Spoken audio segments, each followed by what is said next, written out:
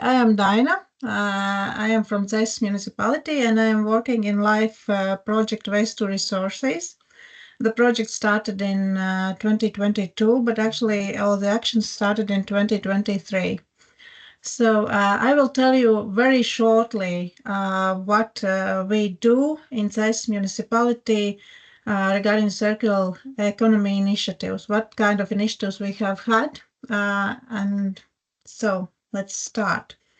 So actually we started in 2023, we started with workshops or we involved the community members. We asked them, we had a workshop and we asked them what actually is the problem, and we wanted to understand this problem about circular economy in this municipality, and we tried to find the best and most suitable for citizens solutions. And we had many people who wanted to give their ideas and their help as well. And after this workshop, we did a survey. Um, if I'm not mistaken, there was approximately 400 or 500 people who participated in the survey, and the main thing that we wanted to know was how do people actually get rid of the things they don't no longer need, but they are still useful, and the most answers were that actually people give these things away. They need these things to them who actually need them and to some charity organizations. Some of people also bring the things to the sorting site, and still many people store them in the sheds, as Cesis is like a rural town. Many people have these sheds and they store these things in their sheds. And some people also put them in the bin. We as Cesis municipality also did some composting workshops. As you can see in the picture, these workshops were on site, not only sitting and writing down what to do, but also doing and seeing how the things are done. And these workshops actually are very popular because many people in Cesis municipality, they have their own garden and they actually want to know where to put these garden leftovers. And every year we make a bicycle repair workshop or bicycle exchange event where people can sell their own old bikes, and buy another used bikes. For example, if the child has grown up and needs a bigger or larger bicycle, then they can do in these events. They can do that in these events. And in 2023, we also had the person who showed people how to prepare their bicycle for summer season. And also we had some workshops for small kids where they could make their own bicycle plates and other things for their bicycles. So this was a very popular event this year, and many people also sold their old bikes and bought new bikes, not new bikes, but new used bikes. Last year we had the plant and bicycle exchange market. We organized it together with the professionals, and we had also the workshop about plant exchange and how to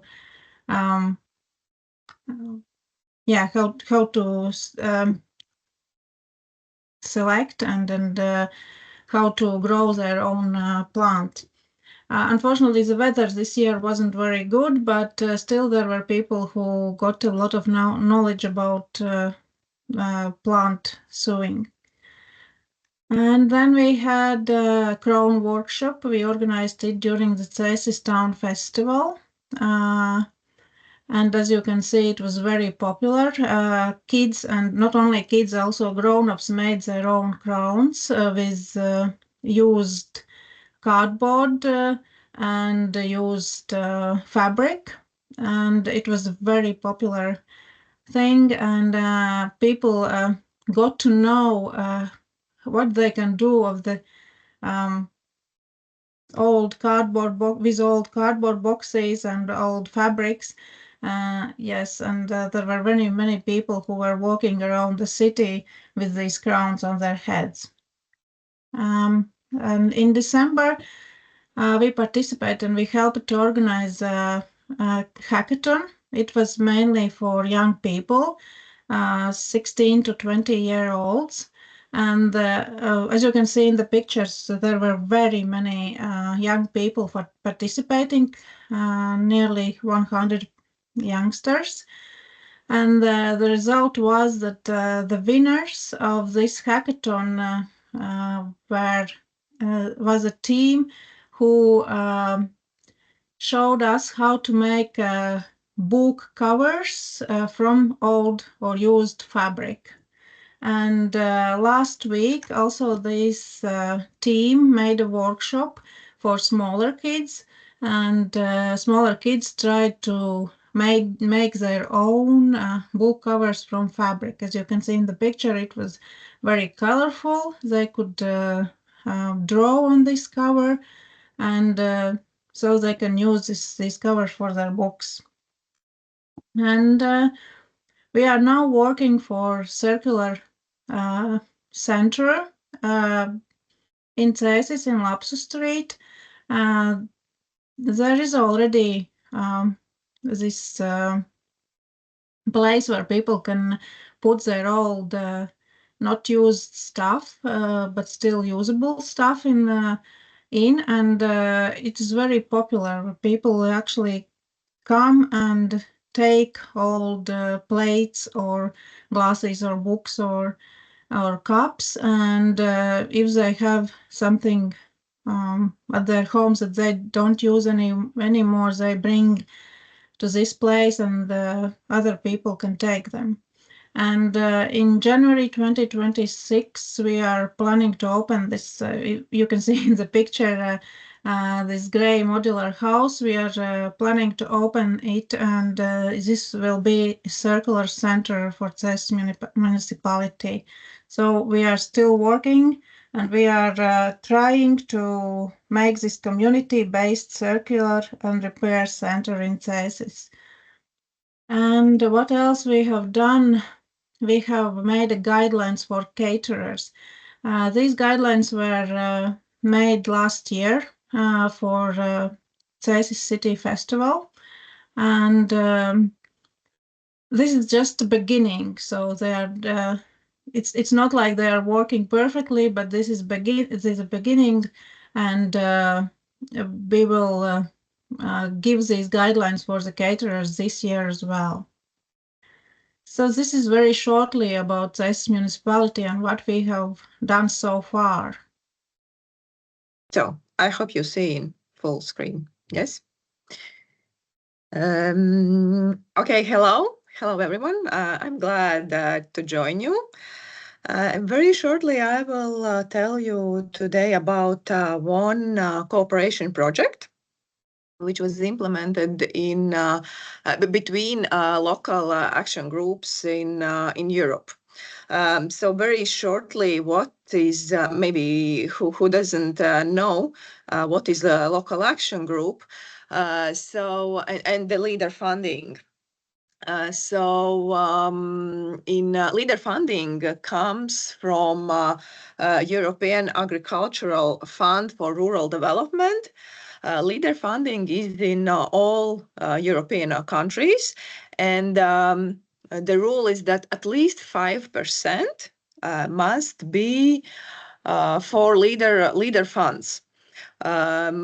Typically, usually, this fund is administered by local action groups. For example, in Latvia, in total, we have 33 LAGs. In different countries, the number is different. and it's allowed to make to do some cooperation projects with the lags. So I will introduce you with one of them.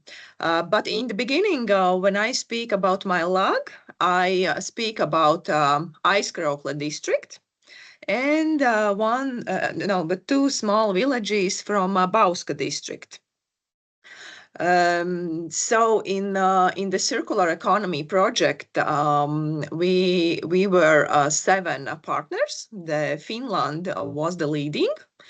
There was also partners from Estonia, Portugal, and three Italian lags.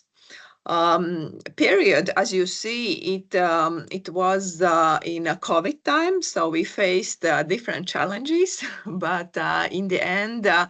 Of course, we postponed the deadline, and in the end, all activities was done. Funding in Latvia was almost 80,000 euros. Why I say in Latvia? Because this is not the budget for all lags, because each lag have to decide about their budget. So each lag can say, okay, for this project, I will give I don't know 30,000 or 50,000, and so on. So in Latvia, we had almost 80%. And what we did in such projects, there must be common activities, what we do all lags together, and of course some local activities. I will tell you about three local activities what we done. So the first was research. What was done by Riga Technical University and with this institute, and it was about the potential of using bioresources. And bioresources, I mean in agriculture, forestry, fishery, and from byproducts and leftovers. And also about unused potential of bioresources. Conclusions, what I remember the most was that actually in our territory, we don't use all potential what we have, what we could use.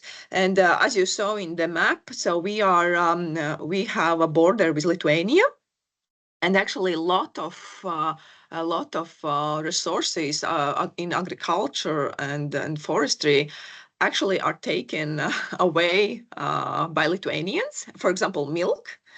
And then they produce milk products like cheese and butter, and then they bring it back. So this was one very sad but very motivating conclusion that how actually we could do and we could use and improve our economy in our lag.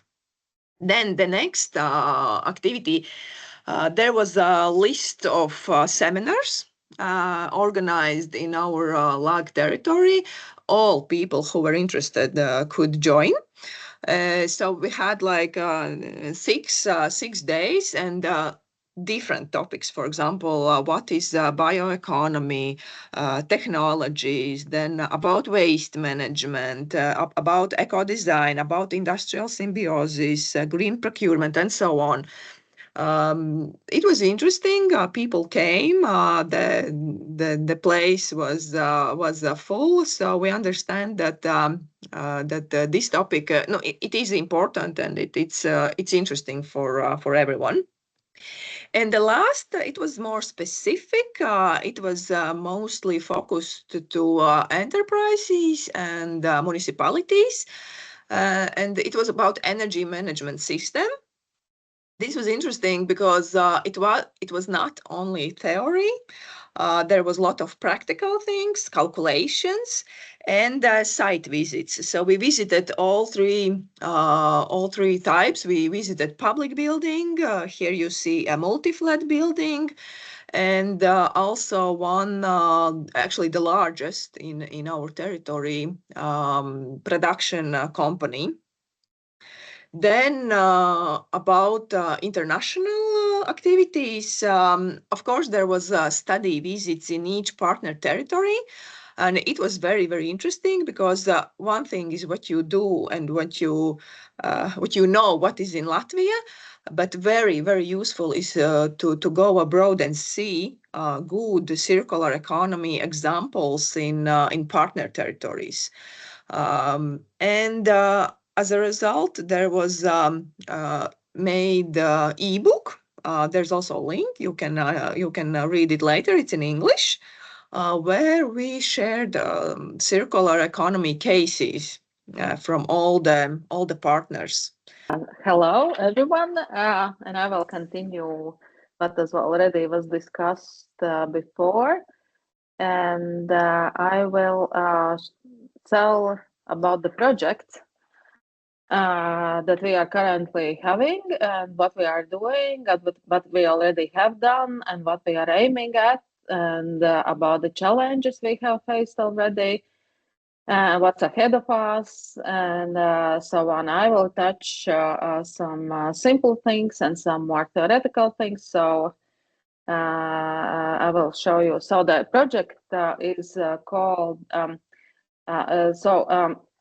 The project is it's called Circle Up, and it's 100 households, 100 circular stories, and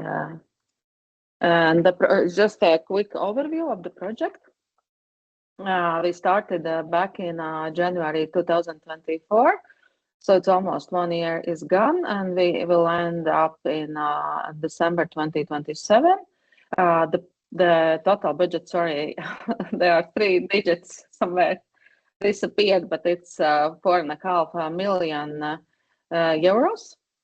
And those who are more familiar with EU calls and EU project types, it's Horizon project, but it's Horizon innovation actions, meaning that we are not doing the research, but we are applying research to innovative actions. And that's the name of the call and name of the topic of the project. The project is small from the perspective of partners, which is good. So it's easy to manage, and you can see countries that are represented in the project. We have 2 partners from Latvia, and it's Riga Technical University, and we are the lead partner and the coordinator of the project. And then we have a Latvian Rural Forum, and Ilvija is representing that NGO. And I will come back later to why we have NGOs and academic institutions. So there are these 2 big groups, universities joined by NGOs. Then we have NTNU from Norway, which is a university, and Naturvernforbundet from Norway, which is NGO. Then we have United Kingdom, represented by Earthwatch, which is NGO, and Oxfordshire County Council, which is municipality. German partners are represented by Hochschule Ruhr-West and Verbrauchszentrale and Prosper Colleague. 2 of them are educational institutions, and one is NGO. And then we have 1 partner from Portugal, which is Nova School of Science and Technology. And as I said, it's important for this kind of project that we have both the researchers on one side. So we use the research results and we apply to real settings where we need, we have to join NGOs or municipality, as in case of United Kingdom, who will implement the findings from research, and they will apply in real life settings. We will have 4 activities in the field and in all countries except for Portugal, and I will come back to it later. Some quick contacts about the project. Here is the website, LinkedIn, Instagram accounts, and my name as a project coordinator and project leader. If you would like to contact us for more details, you are most welcome. So now about the project. It's about, so the aim of the project, and that was a call from the EU, that the EU would like to test within 100 households different circular economy actions. And the goal is to enhance households to implement circular economy actions in everyday activities. And we have to design these actions, and we have to test them in 100 households. And since we have 4 countries, it's 25 households in each country.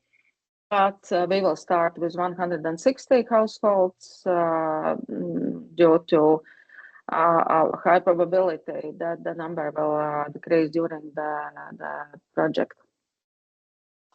As I said, there are 4 sites or 4 countries where the actions will be tested. So it's Oxfordshire in England.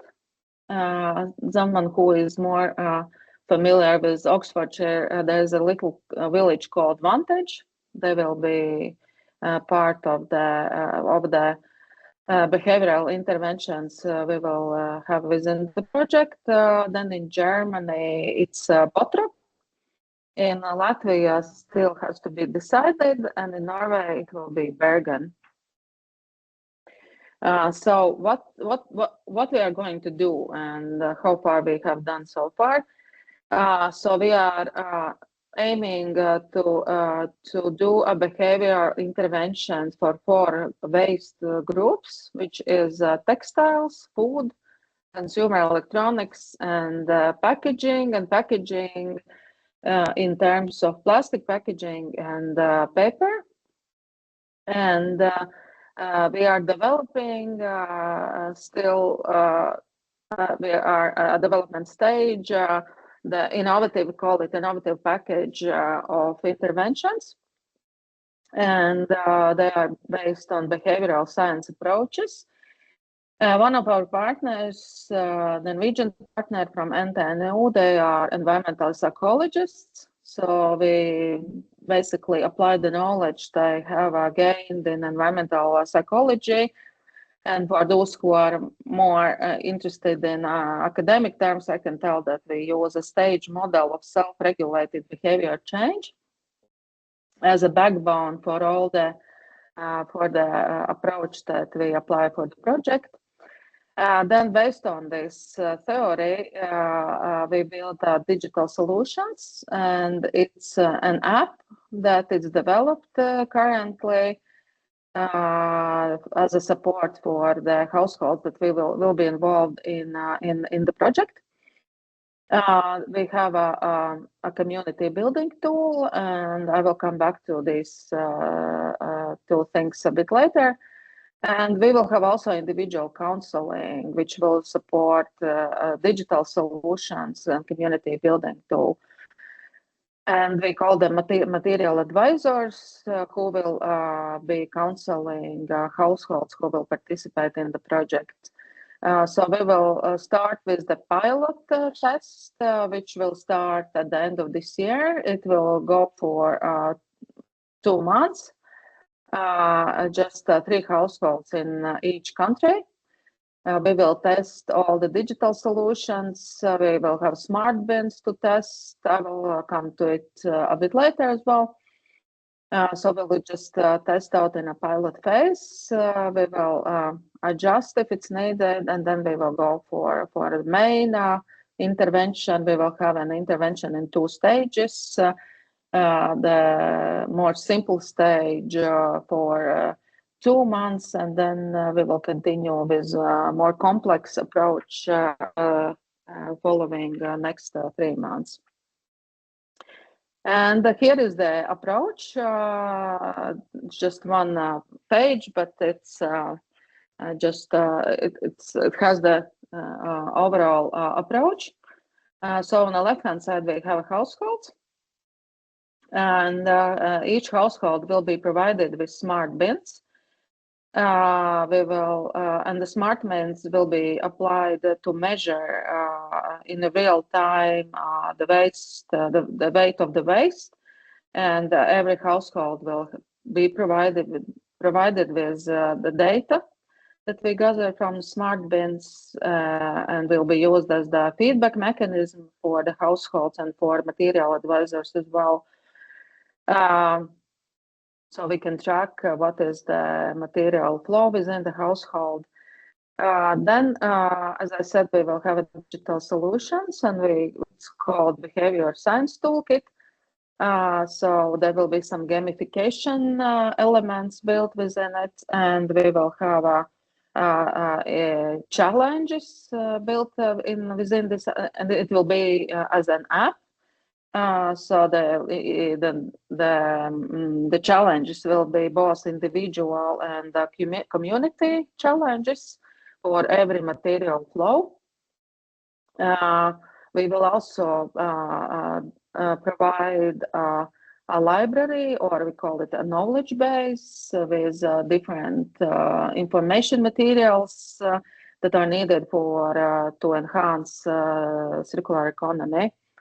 There will be also stories, the place where the stories can be shared, and that's part of the community communication, that people share their stories, how they deal with different challenges that are built within the app, or they can just share their stories on any circular economy experience. Then within the app, one of the technical solutions we will provide, we call it system dynamics model, but we call it the interactive learning environment. And this is that every household will be provided with an information that if there is a challenge to be solved, there are different alternative scenarios or a path that households can apply. And this interactive learning environment will provide a place where households can see where every or the scenario, that different scenarios can lead to different results. So it will be kind of supportive tool to when the decisions will be made. And we also have to build interactive learning environments for the policy makers based on the findings at the end of the project. Then we have a community building tool, which, as I said, is part of the digital platform and the app, which is in a form of challenge or the social game. And there's this peer-to-peer learning possibilities as well. And the last but not least is the individual counseling by material advisors. So every household who will participate in the project will be advised by material advisors and their support, and the material advisors will have support from the project team. They will go and contact households. And that's it from me. Thank you.